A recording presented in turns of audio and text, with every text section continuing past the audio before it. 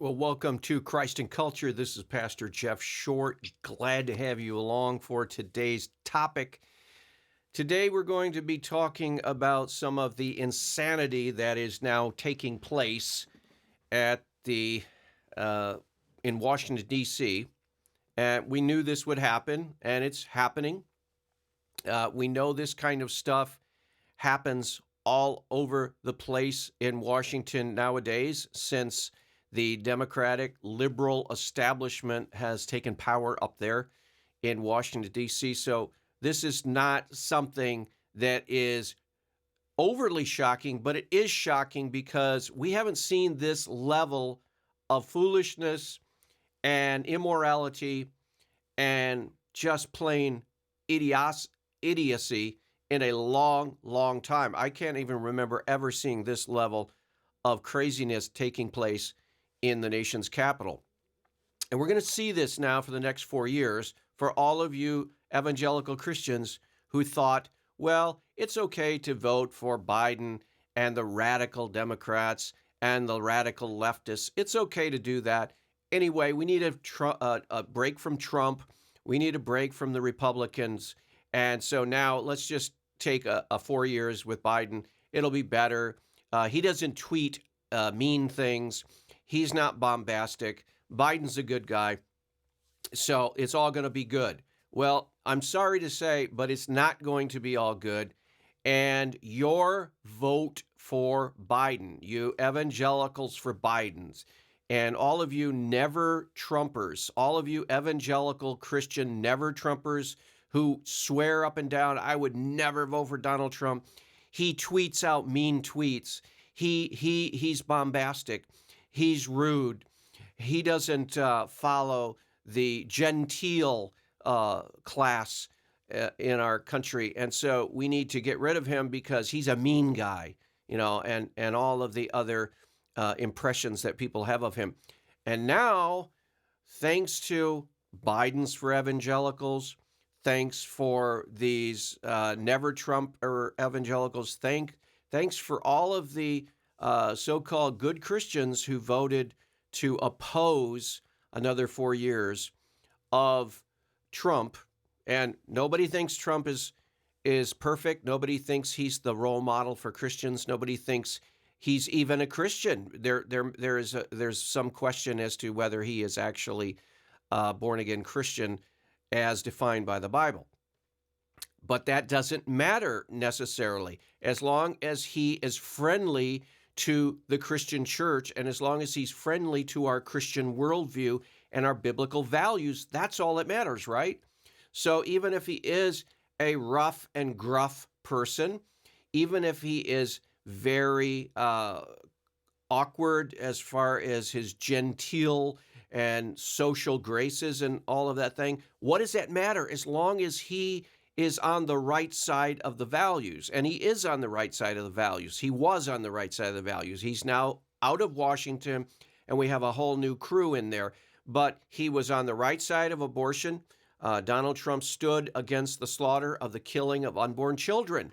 That should have been enough. But no. There were a lot of Christian voices out there, evangelical voices, who were saying, oh, this man is awful. He's a bad role model for the children. He says harsh things, and he's not at all polite in many cases and whatever. They would never vote for him because his personality is not the right one. Okay, so now you have a man whose personality is more to your liking, yet he wants to kill babies. He wants transgenders, dudes, men, boys, to now be able to go into the women's and girls' bathrooms and changing areas and locker rooms because they claim or identify as female. That's Joe Biden. He's all in for gay marriage and all the gay LGBTQ causes. So you have a really nice guy now that has devilish policies, and you're going to be seeing that unfold over the next 4 years. And I believe there's going to be a lot of regret on the part of these never Trumpers and these evangelicals for Biden. Yes, there actually was an organization with thousands of people signed up, and key leaders all over the evangelical world. To our embarrassment, yes, there are. There are evangelicals for Biden, and they're going to have a terrible case of buyer's regret, and they're going to mourn over the decision they made at this last election. But we're going to look at today just some of the insanity that you will be seeing over the next 4 years, and even maybe beyond that, because if the radical leftists have their way, they're going to basically lock up power and control over this nation through a number of different schemes that they have, as far as maybe expanding statehood of Puerto Rico and Washington, D.C., lock up some more radical leftist votes in the Senate, and then they may go on to do what they threatened to do as far as stack the courts, increase the number of Supreme Court judges, and then throw new judges in there to overwhelm any kind of, quote, conservative voice. That's very questionable, but there is right now a 5-4 conservative majority, so-called conservative majority. We'll see if that pans out. But the radical leftists, Joe Biden and his administration now, have said that they may well stack the court, which would maybe make the Supreme Court, instead of 9, maybe 15, 16 members, and they would appoint all radical leftist jurists on that, and we would be locked out of the Supreme Court, we would be locked out of the Senate, we would be locked out of the House of Representatives. And so their goal is to try to lock out all opposing voices and basically take over. But this is just one of the areas that they're going to do in the next four years. Well, let's look at some of the insanity that's already starting, and just maybe get a foretaste for some of the craziness that's going to start very soon. And so what I'm going to do is play Brandon Tatum, his description of this insanity, and then we're going to comment on some of this, because you won't believe this until you actually hear this. So let's bring up Brandon Tatum, a pretty good voice for Judeo-Christian values. I don't exactly know his church, but he sounds like he's a born-again Christian, and he seems like he has enough courage to actually apply those values to the political sphere. So let's hear him describe this shocking thing that took place at the nation's capital. Ladies and gentlemen, I saw this last night and I almost choked and died listening to these Democrats. I don't understand for the life of me how Christians can even think about having a nightmare to vote for Democrats. After you watch this video with me, there is no excuse. No excuse. There is no justification for what this man just said in a prayer at the first congressional, opening or whatever it is. This is the dumbest thing I've ever heard in my life. This is the dumbest thing I've ever heard in religion. I have never heard, even in the Bible, there's not a Pharisee that will be as dumb as this man to say what he just said in this prayer. Let me preface y'all real quick before he get on and say something stupid. He said at the end of the prayer, not only did he say some other hypocritical heresy, but at the end of the prayer, he said, "Amen and a woman." Okay, I'll stop right there. He's setting up this video clip. He's going to show a little video clip of this stupid, absurd, foolish prayer by a pastor, believe it or not, who should know better. And this is the kind of insanity that we're going to now be seeing for the next 4 years. And this is what evangelicals for Biden voted for. This is what never Trumper evangelicals who did not support Donald Trump. As flawed as Trump was, you could support him on his policies. You don't have to interact with Donald Trump. You don't have to relate to him on a personal level. You don't like his tweets. You don't have to listen to his tweets. You don't like the way he talks and his bragging and bravado. You don't have to like all of his personality quirks. You don't like the way he speaks. You don't like Orange Man bad. You can think that all you want, but you have to admit that his policies are, for the most part, solidly biblical Christian values. Now, that's actually a miracle, because Donald Trump was not a Christian for all of his life. Very questionable whether he is now. And so everything from his past, you would think he would be a liberal like Joe Biden. You would think that he would be part of the secular left. But lo and behold, when he decided to run for president, he actually decided that Christians were one of the constituencies that he was going to go after for his support. And so if you're going after Christian support, you have to support their values. And if you want their vote, you have to support their values. And he did. He did consistently supported Christian values for 4 years. He was the first president to speak at the March for Life. I was there. I saw him. I heard him. It was a great moment in the pro-life cause. We're opposing abortion. We're trying to end abortion in this country, the killing of the unborn children. And Donald Trump was there helping us promote the end of abortion. Solid. He was also very strong on religious liberties, allowing churches to be churches, not under the heel and control of government powers, and on and on and on I could go. He really was a solid Christian supporting candidate.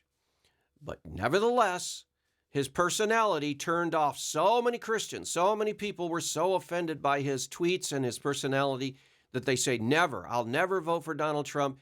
And they didn't. And guess what? We have the Joe Biden insanity already starting. The radical leftists, the radical Democrats are now taking over Washington, D.C. and are controlling our whole nation. And here is an example of what is to come. Thank you, Never Trumpers. Thank you, evangelicals for Biden. This is on you. This kind of activity is all on you. It's on your shoulders. He said a man and a woman. Now, anybody that have ever seen a Bible or lived in the United States of America knows that at the end of the prayer, you say amen. In the Catholic Church, they say amen. Now, if you have any kind of knowledge at all, I'm talking about a third grade knowledge. I'm talking about a 2-year-old knowledge. The Bible isn't written and was not written in English. The Old Testament word for amen was written in Hebrew. And this is something Brandon Tatum doesn't actually know because he doesn't know Hebrew, but he's right as far as he goes. But in the Hebrew, the word is amen. Amen. So it's carried over into the Greek, amen. Jesus said it many, many times. He said, amen, amen. And we translate it truly or truly, truly. Jesus would say in the Greek, amen, amen. He said, amen, amen, lego homen. I say unto you. This is a word that is not even translated. It was transliterated. It was actually carried over from the Hebrew, amen, into Greek, amen, and then into English, amen. So, or amen, or amen. It's not a man, it's amen. Amen, amen, amen. So the word is basically taken strictly right out of the Bible, and it means so be it, true, amen, yes, I affirm, I agree. It's a statement of support. Yes, it could be yes, truly, truly. That's the actual Hebrew, Greek, and now English understanding of this word. And then the translation was translated, and then we come up with the word amen, right? And then in the New Testament, it is in Greek, and then they come up with the word, and the root of the word in the New Testament from Greek is from the Hebrew word. Right. That then is translated, and we use the word amen, right? Now, how that's translated, you got to talk to a scholar. But I know, you should know, this fool should know, that it doesn't stem from the English word a and the English word man. So then at the end of the prayer, you do not come up with inclusion by saying a man and a woman. It has nothing to do with the biological sex, male, female. It has nothing to do with that whole category. This word is totally different from biological sex, biological gender. It has nothing to do with the whole gender debate. It has nothing to do with sexual equality, nothing to do with that. It is totally out of context that this pastor is taking this. You're creating a language. All right, help me, Jesus. Let me let y'all listen to what this fool said. Let me let you listen to what he said. I thought it was doing all right at first, and then he went right on to hell. He went right to hell right after this. Now before we start, why does he have a mask, 2 masks on? Why? Do you have 2 masks on? Let me let this play. Here's another thing, the insanity. Thank you, Never Trumpers. Thank you, evangelicals for Biden. Thank you. You're giving us even more insanity. And this is going to be a daily occurrence. We're going to see insanity coming from Washington, D.C. We're going to see insanity all over the nation because of this foolishness. This man has a double mask. So at first we're told by Dr. Fauci, you don't have to wear a mask. That's not going to help you that much. That was back in March. Then in May, all of a sudden we were told, oh yeah, wear a mask. It might help. Now the insanity is spreading to the point where we're actually seeing people wear 2 masks. And now the other day, recently, I saw a report saying that maybe 3 masks will even help more. What is this, a mask arms race or something? This is totally whacked out insanity on steroids. And we're going to see more and more of this because this is what foolishness does. It breeds more foolishness, begets foolishness, begets foolishness. May the God who created the world and everything in it bless us and keep us. May the Lord make his face to shine upon us and be gracious unto us. Amen. May the Lord lift up the light of his countenance upon us and give us peace. Amen. Peace in our families, peace across Amen. this land, and dare I ask, O Lord, peace even in this chamber. Amen. I like that part. Good start. Sounds good. Makes sense. Decent prayer. Now and evermore. We ask it in the name of the monotheistic God, Brahma, and God known. Wait.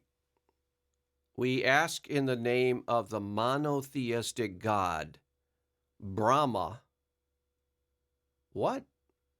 Brahma is a Hindu concept. Hinduism is polytheistic, not monotheistic. So if you're going to ask in the name of the monotheistic God, you don't ask in the name of the polytheistic God, Brahma. But he had to do that because this is what the foolishness is, that all religions are the same. We can't disrespect any religion. So we have to pray in the name of the monotheistic God. So he's trying to be all-inclusive there.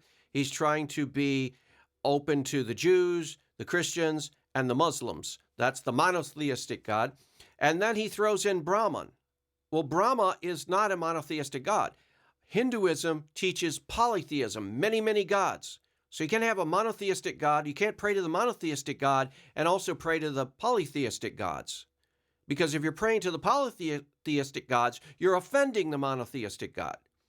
So you have to choose. You have to pick. And our nation, so conceived and so born, has been a monotheistic nation, endowed by their creator, one creator.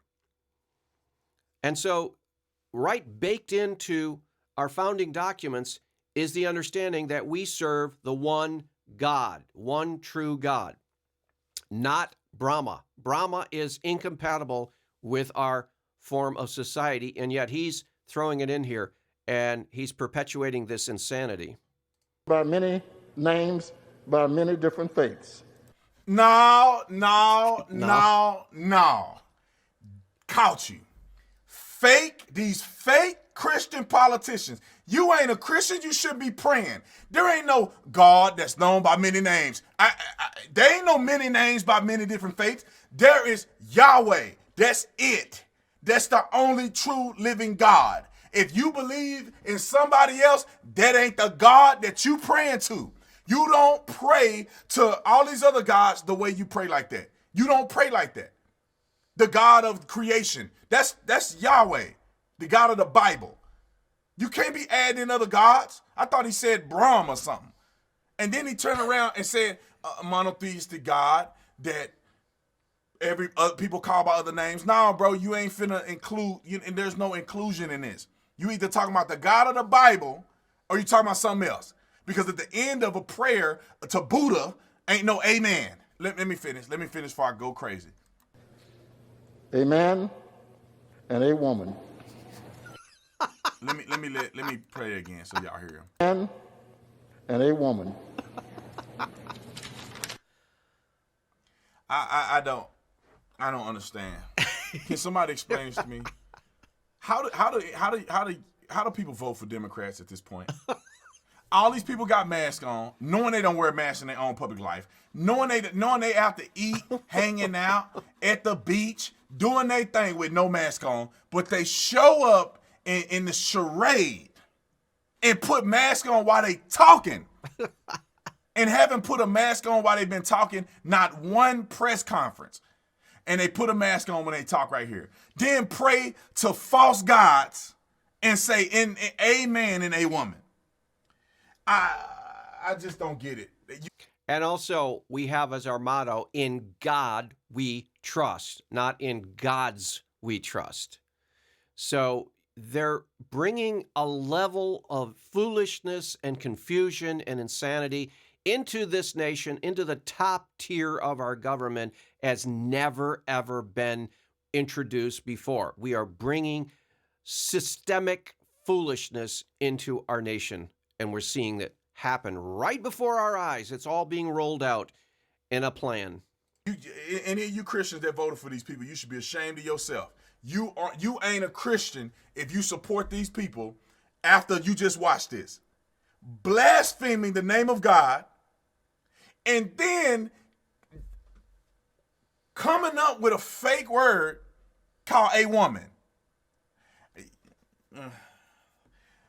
Y'all have no idea how irritated I am and angered that I am that these people sit up here and they blaspheme God. That's right. And people claim to be Christians follow this stuff. We ain't dumb, y'all. We ain't stupid. This is dumb. This is dumb. This is stupidity. This is foolishness. We grown. You can't play no games with us like this. Y'all fake. You put on a fake mask, come up here and do a fake prayer, and you think the American people are buying what you selling. Nobody's buying this. This is stupid. All these people with these masks on, no, they don't wear a mask when they're not in front of the camera. We caught them. We seen them. Democrats going to their vineyard and doing all this stuff, no mask. We caught them. We seen them. We know the game is up. Why y'all still doing this and thinking that I'm sick of the fakeness. Okay, well, he's sick of the fakeness, but we're going to have to put up with this for the next 4 years. and we have the pretty much, if you look at the demographics of it, all it would take for Biden to win in this 2020 election was enough evangelicals for Biden and enough never-Trumper evangelicals, or people who just don't like Donald Trump's personality or don't like his tweets. All it would take in those key states is evangelicals for Biden and never-Trumper Christian evangelicals to not vote for Donald Trump, and you have the election right there.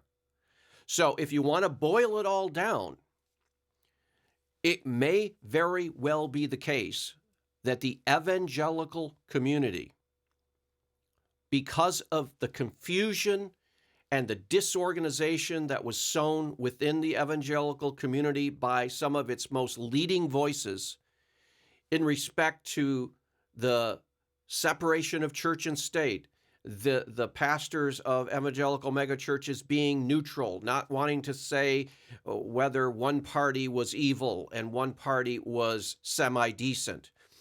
You don't have to believe that everything the Republicans do is wise or the best policy, but you do have to agree, if you're a Christian, that what the Democrats are doing and the liberals are doing is outright evil. I think the biggest evil scene that I ever saw on political theater and political stage was when the Democrat Joe Biden was asked by the parent of a little 8-year-old boy who claims that he's actually a girl, who wants to identify as a girl and wants to transition. That means he wants to actually be chemically castrated and actually have his body deformed and disfigured to come out as a girl.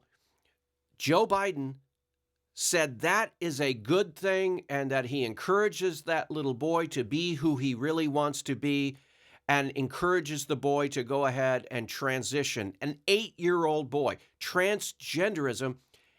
And that was probably the lowest moment in politics when you had a leading presidential candidate saying to an 8-year-old little boy, good for you, you want to be a girl, you have every right in this country to be a little girl, and we want to help you transition. An 8-year-old child to transition into the opposite sex, which is an impossibility. You don't transition into the opposite sex. You can put on parts and you can rearrange human skin to try to mimic the opposite sex, but you can never transition to the opposite sex. That's an impossibility. And yet Joe Biden is all for that. In fact, he just passed an executive order that says that everyone in the military who wants to, quote, transition, the military will pay for all of that foolishness, the surgery, the hundreds of thousands, $500,000, whatever the astronomical cost of trying to transition. The U.S. government is going to pay for that now. And this is what evangelicals for Biden get. And I would put this on them 100%, because between the evangelicals for Biden and the never-Trumper evangelicals who refuse to vote for President Trump, that segment, that demographic was enough perhaps to have tipped this whole election to the Democrats and Joe Biden. So let's give them the blame and give them what they deserve, which is the shame for what we're seeing now. Well, I hope this commentary has been helpful. We'll see you back next week on another edition.